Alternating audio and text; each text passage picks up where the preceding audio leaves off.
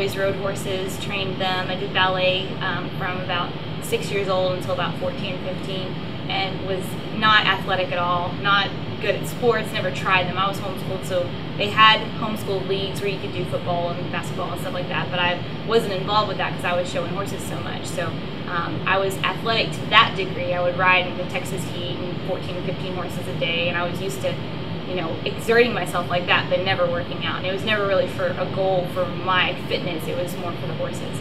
So when I started undergrad, my horse career kind of slowed down, and I was still active, moving around on campus and things like that, but didn't really work out at all. Actually hated running, hated any kind of physical activity as far as that went, because it just wasn't worth it for me. I wasn't trying to impress anybody, and it didn't really matter. And then when I started vet school, my life changed to where I was sitting in class 8 to 5 every day, and then I'd go home, grab a quick meal, and then sit and study all night, and then start all over again the next day. And so my activity level decreased, and my mental activity was still there, but obviously physical activity slowed down considerably, and I wasn't eating right, didn't really know how to compensate, super stressed all the time. And so I started gaining weight, didn't feel good about myself, my self-esteem completely plummeted, just had a really emotional time at that point. And so I knew something had to change, and I was looking to try starting working out, but I didn't have anybody that wanted to do it with me, was really intimidated by the idea of working out with someone because I didn't want to have to keep up with them. And so over the summer, I met a guy that was doing CrossFit and got me into it, and I was terrified of it. Awakened by your voice that was so clear, it felt so near to me. My first workout was Helen, and I thought I was going to die. I didn't finish it. I got through like the second round. I don't even remember if I finished the pull-ups or not, and I just sat down. I had never felt that wall before where you thought, oh, I just can't go any farther, and I just stopped. And I didn't know what would happen if I went any farther than that. And so I decided this may not be for me. But I realized that I couldn't quit. I don't quit anything, and I mean, that's something that's always been part of me. And so I couldn't just let it be. And so I thought, well, I've got to at least finish this and prove that I can do it. And then it became a challenge. And if you lay a challenge in front of me, I have to finish it.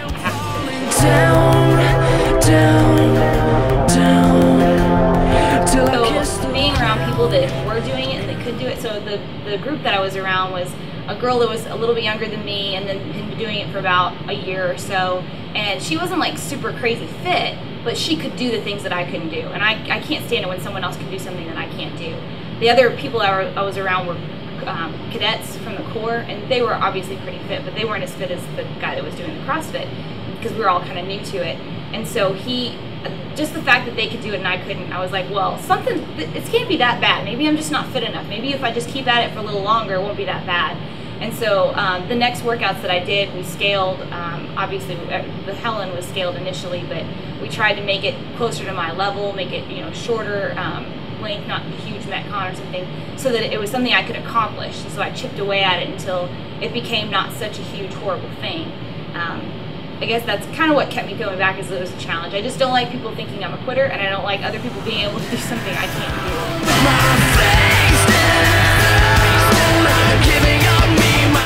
Scaling has always been my biggest issue.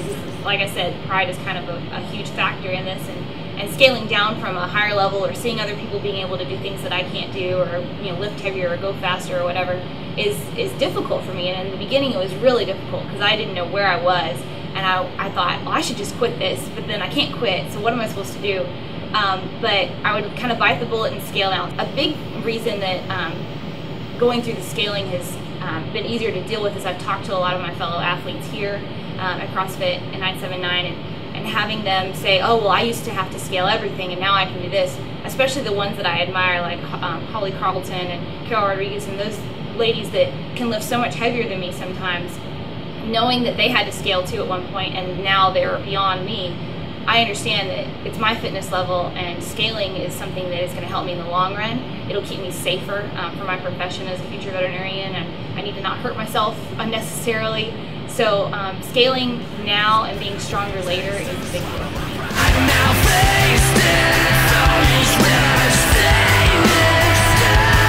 My goals for my future job are obviously to have strong legs so that I can hold on to the horses when I have their feet up in the air, or strong back, strong arms, and CrossFit helps with all of that. There's not a single workout that we do that focuses only on one aspect of your body. Almost all of the workouts we do are full body. And so I feel like it doesn't matter what workout I'm doing, I accomplish the goals that I have. As far as gymnastics, those are something that I really admire a lot of the ladies and men that can do those really cool gymnastic movements like butterfly pull-ups and things like that. Muscle-ups are my biggest goat right now. I really want to get a muscle up. I want to be one of the first girls in the box to do it. I know Kristen can do bar muscle-ups, and that's my first goal. Once I get there, and then hopefully she'll stop trying and I'll keep going. But yeah, I really love gymnastics, things like that. I'm working on handstand push-ups, getting those strict, kind of sort of getting the kip down, but I want to get strict handstand push-ups, things like that. I can power clean 120 pounds. I never thought I could even clean more than 100. And so that's a huge goal for me. And I really love doing clean and jerks and things like that. Learning how to do pull-ups without ripping and taking better care of my hands, things like that. But yeah, running for sure is one of my biggest goals right now, because that comes up in everything. And being able to hit a wall and move beyond that is the essence of a long Metcon or CrossFit in general. And being able to say, okay, my body says stop, but I know I'm okay, I just don't really want to go any further, so you just have to push yourself beyond that. And I encounter that in every workout, especially when, you know, smaller women or faster women or things, or even guys are passing me, and that's when the mental argument starts, is where you're like, oh, they're going faster, maybe I should be doing what they're doing. No, you just have to stay with your pace, and you have to stay with getting better every day. What did you do yesterday? How can you do better today?